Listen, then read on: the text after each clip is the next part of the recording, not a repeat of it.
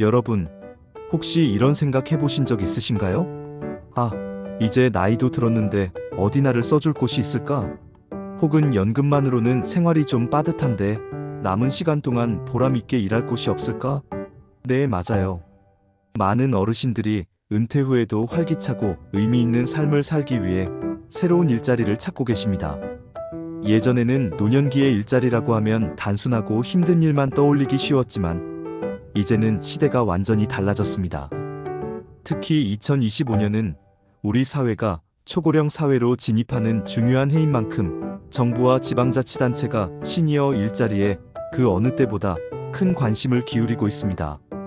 그래서 오늘은 2025년 지방자치단체에서 시니어 여러분을 위해 어떤 일자리 정책들을 준비하고 있는지 그 자세한 내용들을 함께 알아보려고 합니다. 이 영상을 통해 여러분이 미처 알지 못했던 다양한 기회들을 발견하고 더욱 활기찬 노후를 계획하는 데 실질적인 도움을 얻으시길 바랍니다. 자, 그럼 함께 시작해볼까요? 좋아요와 구독 꼭 눌러주세요. 먼저 2025년 시니어 일자리 정책의 전반적인 상황부터 살펴볼 필요가 있습니다. 2025년은 65세 이상 인구 비율이 20%를 초과하는 말 그대로 초고령 사회로 진입하는 해입니다. 이러한 사회 변화에 발맞춰 정부와 지방자치단체는 시니어 일자리 지원을 역대 최대 규모로 확대하고 있습니다. 무려 109만 8천 개의 일자리가 제공될 예정이며 이를 위한 예산 또한 2조 1,847억 원으로 대폭 늘어났다고 합니다. 정말 놀라운 규모죠? 이처럼 시니어 일자리 정책이 확대되는 주요 목표는 바로 우리 어르신들의 경제적인 안정과 더불어 사회 참여를 적극적으로 지원하여 활기찬 노후 생활을 영위하도록 돕는 데 있습니다. 단순히 경제적인 도움을 넘어 정서적인 안정감을 드리고 사회적 연결망을 강화하며 궁극적으로는 삶의 만족도를 높이는 데 크게 기여하고 있습니다. 그리고 한 가지 중요한 변화가 있는데요. 2024년 11월 1일부터 시행된 노인 일자리법에 따라 사업 명칭 및 용어가 일부 변경되었다는 점도 참고해 주시면 좋습니다. 이제 본격적으로 어떤 유형의 일자리들이 제공되는지 하나씩 살펴보겠습니다. 가장 먼저 소개해드릴 유형은 바로 노인 공익활동 사업입니다. 이 사업은 주로 기초연금 수급자이신 어르신들이 참여하여 지역사회 공익 증진을 위한 다양한 활동을 펼치는 프로그램입니다. 예를 들어 동네를 깨끗하게 가꾸는 환경 개선 활동이나 지역 내 공공시설에서 필요한 도움을 주는 일 등 우리 주변에서 쉽게 찾아볼 수 있는 그러면서도 지역사회에 꼭 필요한 봉사활동들이 대부분입니다. 2025년에는 이 노인 공익활동 사업이 무려 69.2만 개로 확대되어 전년 대비 3.8만 개의 일자리가 추가된다고 합니다. 활동비는 월 29만 원이 11개월 동안 지급됩니다. 이 사업은 경제적인 도움뿐만 아니라 어르신들이 지역사회에 직접 기여하며 보람을 느끼고 사회 구성원으로서의 활력을 되찾는 데 큰 의미가 있습니다. 다음으로 사회 서비스형 일자리, 과거에는 노인 역량 활용 사업으로 불리던 유형입니다. 이 사업은 만 60세 이상 어르신들이 그동안 쌓아오신 경험과 지식, 그리고 능력을 활용하여 다양한 사회 서비스를 제공하는 활동입니다. 주로 어린이집이나 장애인 시설 또는 복지 시설 등에서 아이들이나 도움이 필요한 분들을 돌보거나 지원하는 업무를 수행하게 됩니다. 예를 들어 어린이집에서 아이들의 등하원을 돕거나 급식 보조를 하거나 어르신 요양시설에서 어르신들의 말벗이 되어드리는 등의 일이죠. 주 20시간 근무를 기본으로 하며 월 76만 1천 원의 급여가 지급됩니다. 여러분의 소중한 경험과 따뜻한 마음이 우리 사회 곳곳에 큰 도움이 될 수 있는 아주 의미 있는 일자리라고 할 수 있습니다. 세 번째는 시장형 사업단입니다. 이 사업은 말 그대로 어르신들이 직접 수익을 창출하는 방식으로 운영되는 사업입니다.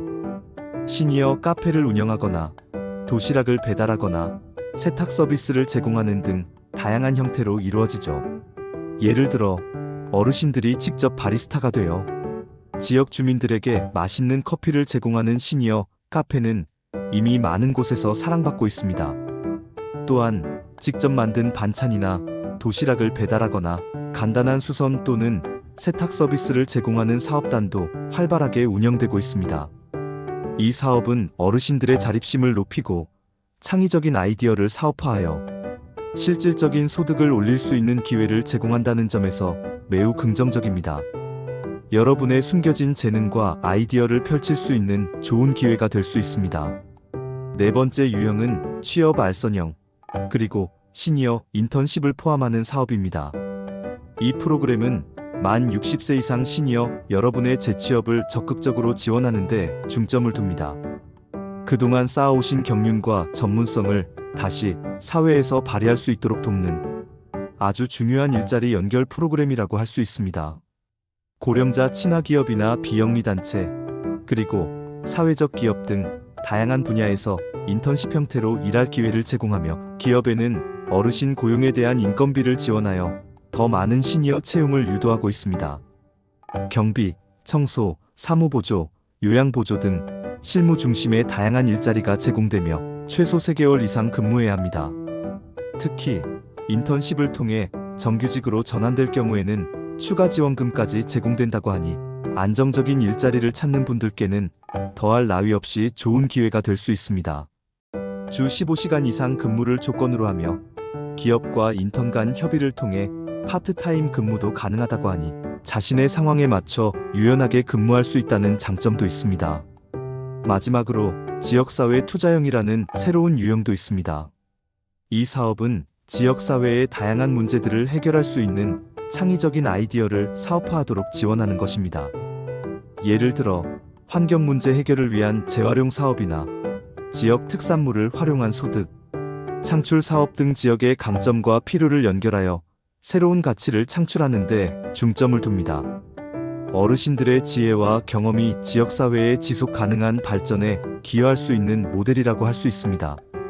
자, 이렇게 다양한 유형의 시니어 일자리 사업들을 살펴보았는데요. 그럼 이런 일자리들은 어떻게 신청할 수 있을까요? 신청 방법은 생각보다 간단합니다. 가장 가까운 시니어 클럽이나 노인복지관, 주민센터 또는 노인 일자리 수행기관에 직접 방문하셔서 신청하는 방법이 있습니다.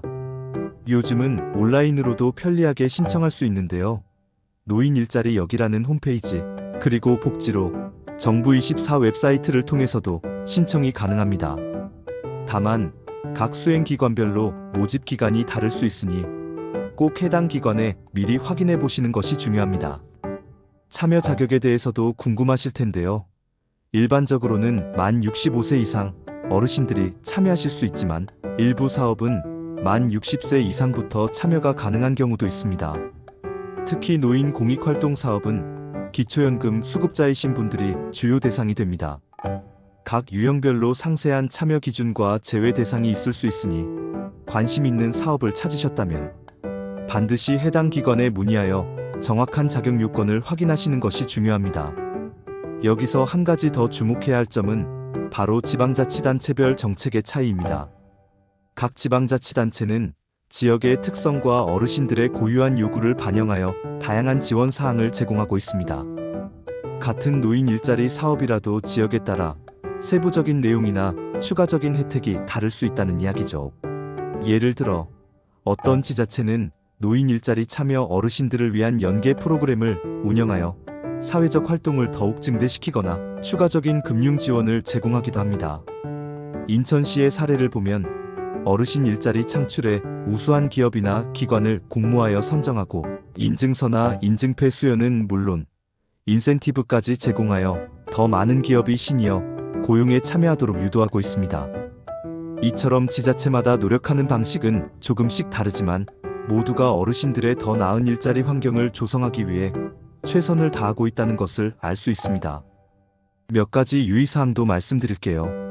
첫째, 동일 기간 내에 다른 노인 일자리나 복지 일자리 사업에는 중복 참여가 불가능합니다.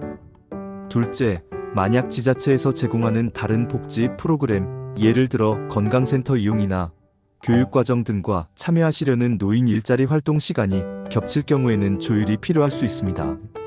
셋째, 앞서 말씀드렸듯이 각 지자체는 지역 특성에 따라 세부 기준을 다르게 운영할 수 있으므로 관할 시니어 클럽이나 주민센터에 미리 문의하여 정확한 정보를 확인하는 것이 가장 좋습니다. 마지막으로 2025년 하반기 노인 일자리 사업은 유형별로 활동 시간이나 업무 난이도, 그리고 수익 구조가 모두 다르기 때문에 지급되는 보수에도 큰 차이가 있을 수 있다는 점을 염두에 두셔야 합니다. 어떠세요, 여러분? 2025년 지방자치단체 시니어 일자리 정책이 이렇게나 다양하고 풍성하게 준비되어 있다는 사실, 놀랍지 않으신가요? 과거에는 은퇴하면 집에서 쉬어야 한다고 생각하기 쉬웠지만, 이제는 100세 시대에 발맞춰 더 건강하고 의미 있는 삶을 계속해서 이어갈 수 있는 수많은 기회들이 열려 있습니다. 여러분의 경험과 지혜, 그리고 따뜻한 마음이 우리 사회에 꼭 필요한 소중한 자원이라는 사실을 잊지 마세요. 이 정보를 통해 여러분이 새로운 활력을 찾고 보람 있는 노후를 만들어 가시는데 작은 도움이라도 드릴 수 있기를 진심으로 바랍니다. 여러분의 열정을 응원합니다. 오늘 영상이 유익하셨다면 좋아요와 구독 버튼 잊지 말고 꼭 눌러주세요.